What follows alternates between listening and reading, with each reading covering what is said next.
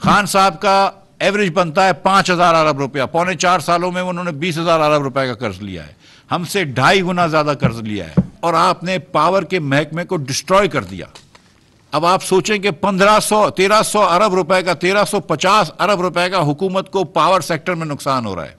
पाकिस्तान में गैस के load shedding का नाम हमने नहीं सुना था।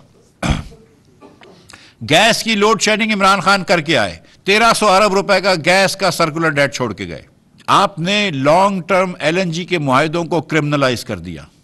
वो जो मुआहिदे नवाज शरीफ करके गए थे, शाहिद अब्बासी करके गए थे, जिसकी वजह से आज मुल्क चल रहा है, आपने उनको क्रिमिनलाइज कर दिया, उनको स्कैंडलाइज कर दिया और जेलों में लोगों को डाल दिया। कोई डीजल का नया मुआहिदा नहीं किया लॉन्ग टर्म किसी से डिफर्ड पेमेंट पे, कोई मुआहिदा नहीं किया पेट्रोल का किसी से डिफर्ड पेमेंट पे, ना किसी से नया क्रूड ऑयल का मुआहिदा किया। ये क्या कर रहे थे? खान साहब का एवरेज बनता है 5,000 अरब रुपया, पौने 4 सालों में उन्होंने 20,000 अरब रुपए का कर्ज लिया है, हमसे 2.5 गुना ज्यादा कर्ज लिया है, और आपने पावर के महकमे को डिस्ट्रॉय कर दिया।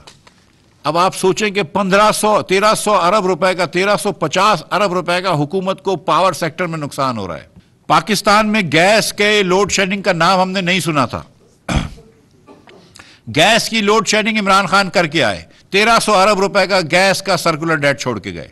आपने लॉन्ग टर्म एलएनजी के मुआहिदों को क्रिमिनलाइज कर दिया।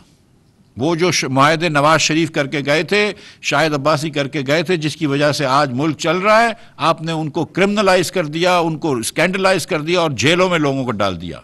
कोई डीजल का नया मुआहिदा नहीं किया लॉन्ग टर्म किसी से डिफर्ड पेमेंट पे, कोई मुआहिदा नहीं किया पेट्रोल का किसी से डिफर्ड पेमेंट पे, ना किसी से नया क्रूड ऑयल का मुआहिदा किया। ये क्या कर रहे थे?